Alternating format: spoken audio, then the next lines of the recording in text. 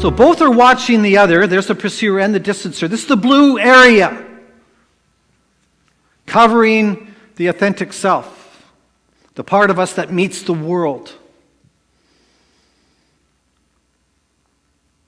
But in relationship, both are watching the other in fear. They're keeping a distance to salvage and manage anxiety all the time. That's what the distancer's up to. That was me. Or in the other case, to be close enough to get a self reflected back to her, and that was Katherine. And yet, the interesting thing about this is we are both the same. We may look totally different. We're equal and we're opposite. We are people with the same level of differentiation. The size of who we are inside is the same. How did we get this way? How do you become differentiated or undifferentiated? What is your level of differentiation? I'm sure you're beginning to reflect on that. Where do you sit in all that?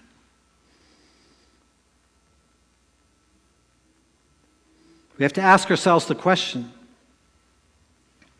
If you want a quick view of answering that question about your level of differentiation, ask yourself this question. Did your family work towards promoting your individuality? Or did you work to preserve the status quo of your family system?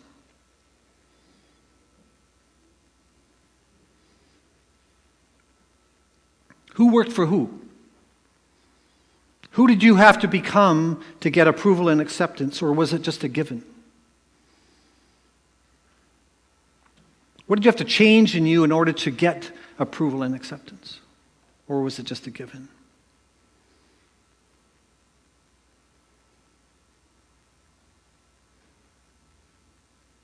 If you had to work towards getting an approval and acceptance in your family system, you are always going to be on guard. You'll always be wondering, am I getting it? Because you will need it. You will be in strategy. So here is Katherine and I. Now let me tell you a little bit about Katherine, then I'll tell you a little bit about myself. And being the distancer, I'll tell you a whole lot more about Katherine than I'll tell you about myself. Actually, that's not true. I got more text here than she does. So Katherine, it's a marvelous process, this whole thing. Like when I'm lecturing about this, this isn't just some sort of thing that we figured out a number of years ago. It's an ongoing process, right till last night. It's fantastic. Katherine grew up in a home. She was the oldest. She had a younger brother, a couple of years younger than her. And her dad was always traveling. When her brother was born, she was kind of displaced. Katherine's blue was that she feared that she didn't matter with a father that was gone 3 weeks out of every month, traveling as a social worker in northern Ontario. And her brother came along, he was colicky, and all the attention went on the brother. And she was kind of left there where she spent a good part of her early life, right into adolescence, with friends as well. Always fearing abandonment and learning from her family system that in the blue, that she had to move the goalposts, she had to adjust in order to get whatever approval and acceptance was available. Given how busy her father was, and he also had migraine headaches, and how much attention her younger brother required. She became the nice girl reading who she had to be in order to get it in that moment. She was other validated on her survival to the same extent, as I'll show you in a minute, as I was. She looked for overt acceptance, for men to reflect a self back to her. She read lots of romance novels, Still to this day, she will not watch a movie that if it does not have a good ending.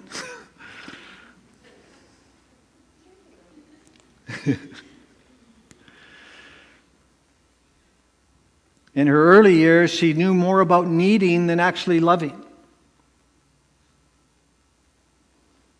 And for a lot of us, we don't know the difference between those two things. We think they're the same. They're not even remotely the same thing.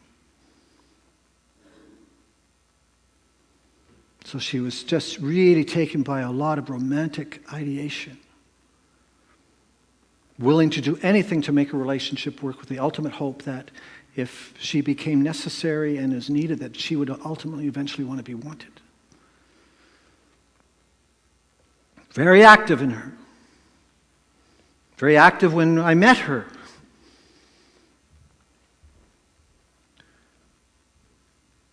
I grew up in an alcoholic home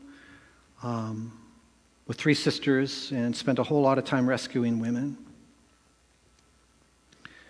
But I also grew up in a profound state of shame about what was going on in my family with this when my father drank. Many of you have heard those stories already, and I don't have to go into detail about them, just that they were absolutely horrific, and that I grew up really believing that, one, that there's something drastically wrong with me and us. 2, that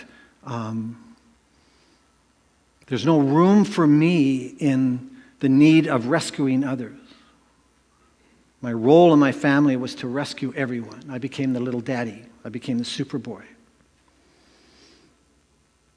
But I had a fear always running as I started entering adolescence of being engulfed by women. The needs of women, that I would be swept by, lose myself. I don't know if that was really conscious, but it was very, very active. That I have to run to keep myself. In this blue region, this strategic blue region,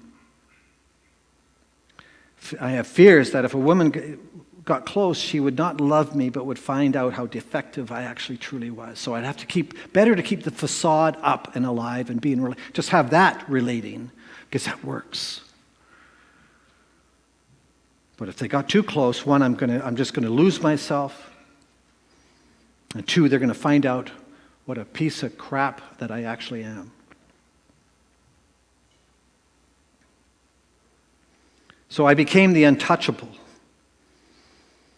At the same time, and I was also a Catholic. Now, I just want to throw this into the mix because we're talking about intimacy here tonight. Now, all these things that impact this influence on the outside of gaining approval and acceptance. We were Catholics. We went to Catholic church. I was an altar boy. And how many Catholics do we have in the room here tonight? They're all on this side. Do you know who the ultimate woman is in Catholicism? The Virgin Mary. The Virgin Mary. The Virgin Mary. Virgin Mary. The ultimate woman doesn't have sex. They don't tell you that. They just tell you about the Immaculate Conception. That must have been quite a day when Mary came home and said, "I'm pregnant," and God did it, Joseph.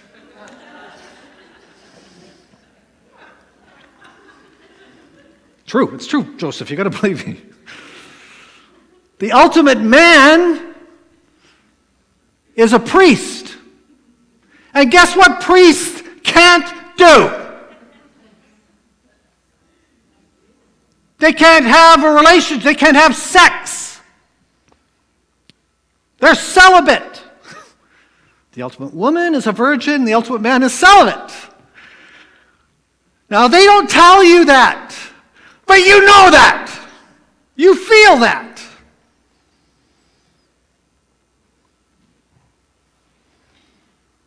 The first time I had grade 12, it was with the girl I was going to the grad with, and we had a party, and we ended up, in grade 12, I'm a little more sophisticated. We went beyond kissing. Now we're, into taking clothes off, and I am going for the gusto with disrobing her, and I stopped it. And I broke down crying. And I apologized. Can you believe that? This was also with the best looking girl in the high school.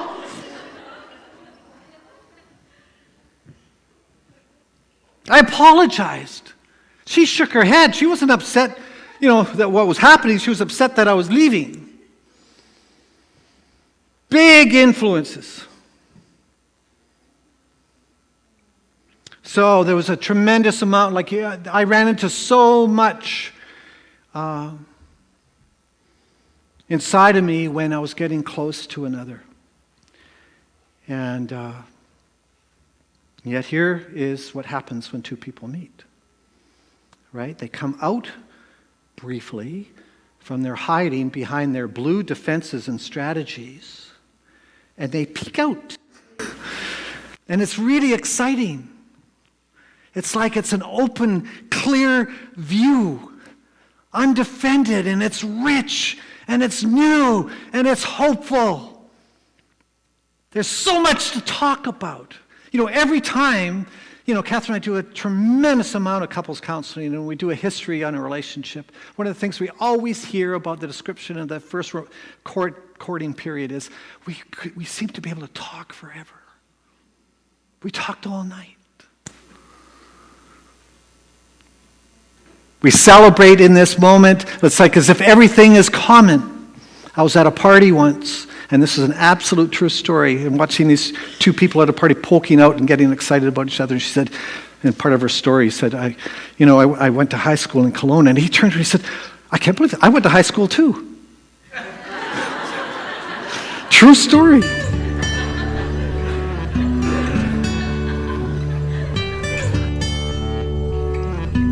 All of a sudden, this person becomes important.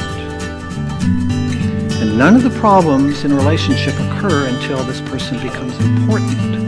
Because if they're important now, then they have power.